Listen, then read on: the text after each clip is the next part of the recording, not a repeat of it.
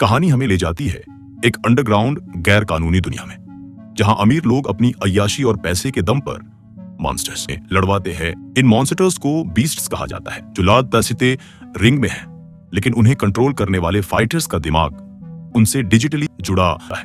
यहाँ एंट्री होती है हमारी मुख्य किरदार सोनी की। उसके जिस्म पर गहरे जख्म हैं, आंखों में एक ऐसी ठंडक है जो किसी को भी डरा दे। उसका मॉन्स्टर है कैनिवोर, एक ऐसी जीव जिसके हाथ ही उसके सबसे बड़े तलवार जैसे ब्लेड्स हैं। सोनी इस रिंग में कभी ना हारने वाली एक जिद्दी योद्धा है। तभी आता है डिको, एक घमंडी अमीर ब्रोकर। वो सोनी को एक बढ़ती रिश्वत ऑफर करता है ताकि वो अगला मैच हार जाए।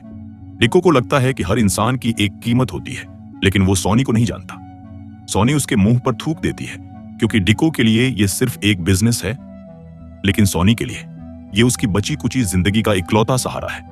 सोनी के दोस्त डिको से कहते हैं, तुम्हें क्या लगता है वो रिंग में क्यों उतरती है? क्योंकि उसके साथ कुछ साल पहले बहुत बुरा हादसा हुआ था, उसे लगभग मार दिया गया था।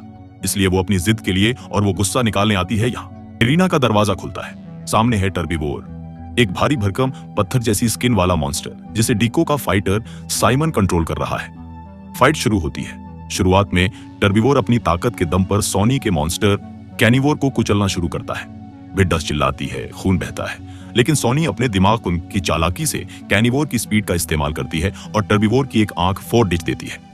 जब डिको देखता है कि उसका मॉन्स्टर हार रहा है, तो वो चीटिंग करता है। टर्बीवोर के जिस्म से एक अवैध मेटल ब्लेड निकलता है और वो कैनिवोर का एक हाथ काट देता है। कैनिवोर जमीन पर गिर जाती है। टर्बीवोर उसके सिर को कुचलने वाला होता है। सबको लगता है मैच खत्म, सोनी हार गई। लेकिन तभी इंसान की सबसे बड़ी ताकत आती है, सर्वाइवल इंस्टिंक्ट, जिंदा रहने की भूख। जब आपके पास खोने को कुछ नहीं होता, तब आप सबसे ज्यादा खतरनाक होते हो। कैनिवोर के सिर के पीछे से एक छोटा छुपा हुआ और बहुत ही शार्प टेंटिकल नुकीला अंग निकलता है और एक ही झटके में वो टर्बीवोर के भेजे के आर पार हो जाता है। रिंग का फैसला हो चुका था। सोनी जीत गई थी। डिको का घमंड टूट चुका था, लेकिन असली खेल तो रिंग के बाहर होना था। मैच के बाद सोनी अपने लॉकर रूम में अकेले बैठी होती है। तभी वहां डिको की एक खूबसूरत असिस्टेंट आती है। वो सोनी को बताती है कि वो भी डिको से नफरत करती है। वो सोनी के पास आती है, उसे एक अजीब सा सुकून और हमदर्दी देती है। इंसान कितना भी सख्त क्यों ना हो, थोड़ा सा प्यार या हमदर्दी देखकर पिघल ही जाता है। सोनी भी उस पर भरोसा कर लेती है और ये बड़ी ह्यूमन नेचर, इंसानी फितरत की सबसे बड़ी भूल बनती है। उसी पल लड़की सोनी के पेट में चाकू घोंप देती है। डिको अंधेरे से बाहर निकलता है। वो हंसता है, वो कहता है, तुमने मेरा बहुत पैसा डुबाया सोनी। डिको बिना किसी तरस के सोनी के सिर पर अपना भारी बूट रखता है और उसका खोपड़ी क्रश कर देता है।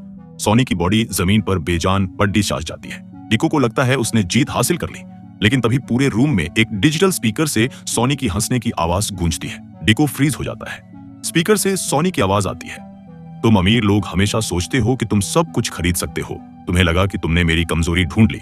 तुम्हें क्या लगा था, मेरा एज क्या है, मेरा डर या मेरा पास्ट? सोनी बताती है कि जब सालों पहले उस पर हमला हुआ था, तो उसका असली इंसानी जिस्म लगभग मर चुका था। उसके दोस्तों ने उसके दिमाग को परमानेंट तौर पर कैनिवोर के अंदर ट्रांसफर कर दिया था, जो लेई डिच की बाहर घूम रही है, जिसे डिको ने अभी अभी मारा। वो तो बस एक रिमोट कंट्रोल पुतला थी। सोनी का असली दिमाग, उसकी आत्मा, उसका गुस्सा, सब उस मॉन्स्टर के अंदर है। जब वो रिंग में लड़ती है, वो किसी और को कंट्रोल नहीं करती, वो खुद अपनी जान के लिए लड़ रही होती है। इसीलिए उसे मौत का डर नहीं है, क्योंकि वो मौत से ऊपर उठ चुकी है। अंधेरे में कैनिवोर की आंखें चमकती हैं। डिको और वो लेडी डेज की अब समझ चुके हैं कि उन्होंने किस मॉन्स्टर को जगा दिया है। दोस्तों, सोनीज एज हमें सिखाती है कि कभी कभी इंसानी जिस्म से ज्यादा डरावना वो दिमाग होता है जिसे बर्बाद कर दिया गया हो। आपको क्या लगता है, इस कहानी में असली मॉन्स्टर कौन था? डिको, जो मॉन्स्टर जैसी अपनी हैवानियत की सोच रखता था, या सोनी?